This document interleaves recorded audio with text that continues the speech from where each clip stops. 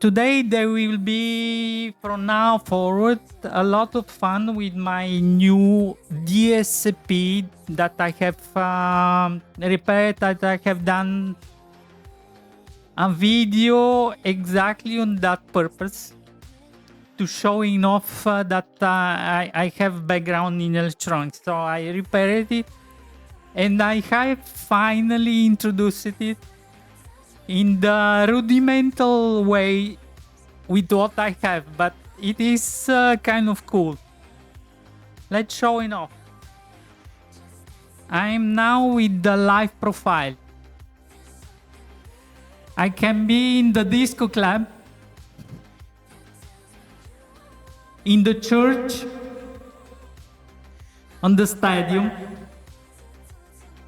theater, in the hall, any live production as now. 32 milliseconds of delay. It's good.